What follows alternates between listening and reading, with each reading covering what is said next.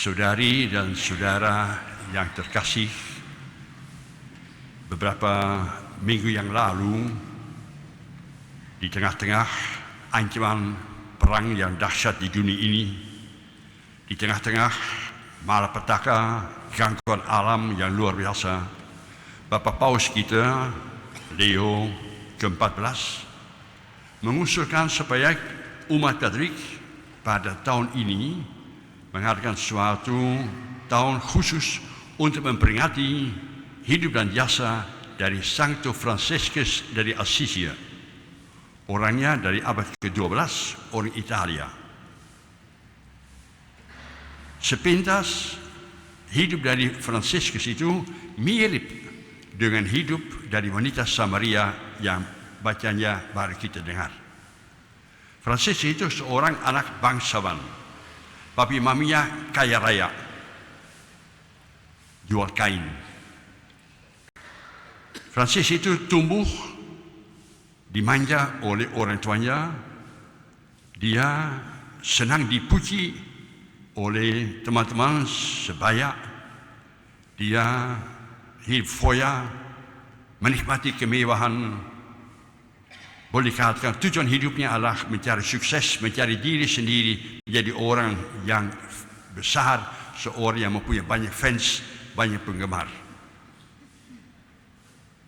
Dia mau menjadi seorang besar, orang yang berkuasa, orang yang dikagumi, menonjolkan diri. Malahan dia pada suatu hari diundang ikut perang.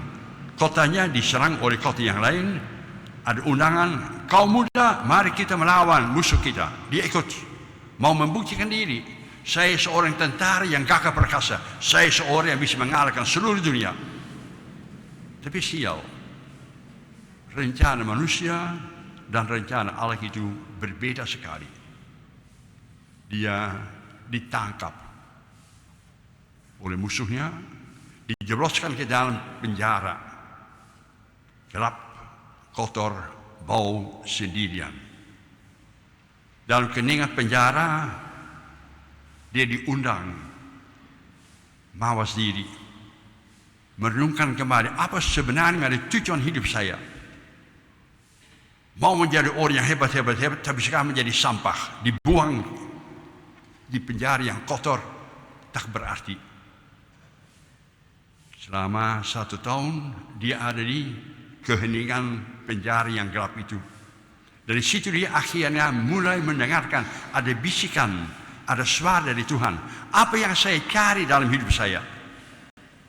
Dan Tuhan menjawab, carilah aku. Carilah Tuhan, kehendak Tuhan dalam hidupmu. Carilah kehendak Tuhan dalam melayani sesama manusia. Jadi ada suatu pergumulan di padang gurun kehidupannya. Mau ikut dunia, mau ikut dengan sabda Tuhan. Akhirnya sesudah 1 tahun di penjara, dalam keningan, dalam doa, dalam sengsara hidupnya, dia bebas. Hidupnya berubah 100%. Tadinya suka menghina orang-orang miskin. Tadinya no time to pray, nggak ada waktu untuk hening-hening. Sekarang seluruh hidupnya diisi oleh cinta pada sesama manusia. Malahan kain dari orang tuanya dijual untuk dibagi-bagikan kepada orang-orang miskin. Maka dia diusir ke tempat yang sunyi, di pinggir hutan, di Assisi. Di situ dia mulai menjadi sahabat orang-orang miskin. Sebisa-bisanya apa saja yang ada padanya, dia akan memperhatikan orang-orang yang kena kusta, orang-orang yang sengsara, orang yang menderita. Banyak sekali waktu disediakan untuk berdoa. Berdoa pada salib Yesus. Fransiskus, bangunlah rumah bagi saya. Minta supaya dia memperbaiki gerejanya, kapela. Fransiskus itu akhirnya menjadi sahabat dengan alam semesta. Binatang-binatang yang buas menjadi saudara-saudaranya. Orang-orang miskin menjadi tujuan hidupnya melayani mereka. Dan menarik, banyak orang tertarik kepada cara hidup Fransiskus. Ada banyak pengikut-pengikutnya. Orang mencari tujuan hidupnya bukan pada kemewahan dunia, bukan pada dirinya sendiri, tapi dari pelayanan kepada orang kecil yang tak berarti pada alam semesta. ada perubahan sekitarnya. Seperti yang saya katakan, hidupnya sedikit banyak mirip sama wanita Samaria. Tadi kita membaca, wanita itu enggak bagus. Wanita sudah mempunyai 5 suami. Yang sekarang ada padanya bukan suami. Barangkali seorang pelacur. Dia sehari-hari tidak betah kumpul dengan teman-temannya karena dia menjadi bahan ngerumpi. Nunjuk ke sana orang-orang lain. Maka dia datang ke sumur air, menimba air, kebutuhan sehari-hari. Pada jam 12 siang, hening, tidak ada siapa-siapa. Untung jauh dari ngerumpi-ngerumpi fitnah-fitnah orang-orang lain, datang sendirian. Ketemu dengan Tuhan Yesus. Tak terduga, ketemu sama Tuhan Yesus. Sebenarnya gak akur. Sebenarnya orang Yahudi dan orang Samaria sedikit-sedikit bermusuhan. Tapi terjadi percakapan. Dan percakapan itu namanya mengubah perempuan itu. Bahwa dia sebenarnya tidak boleh hanya hidup untuk diri sendiri saja. Dengan menggodai laki-laki yang lain. Dengan menjadi perempuan pelacur. Tidak boleh. Mencari Allah. Mencari Tuhan Yesus. Mencari makna tujuan hidup. Mencari kiranya hidup yang baru. Dan akhirnya perempuan itu bertobat.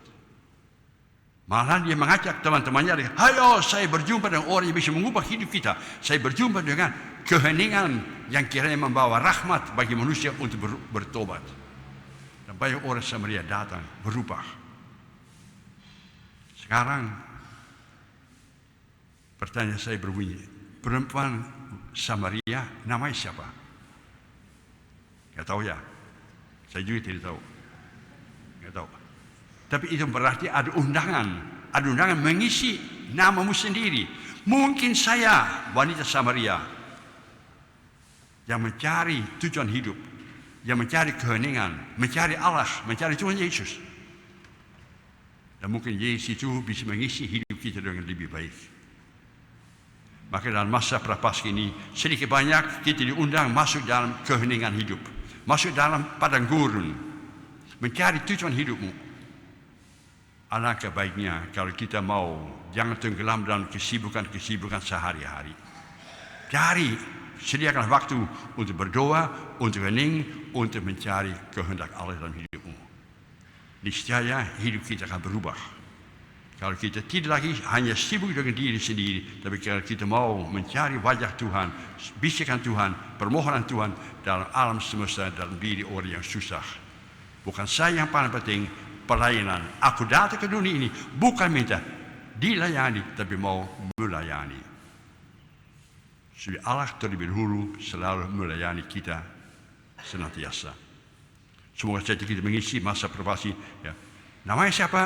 Namanya Susi, namanya Yanto, namanya Maman, terserah. Isilah nama dia dengan namamu sendiri. Kita pun diundang oleh Tuhan untuk berubah. Semoga demikian.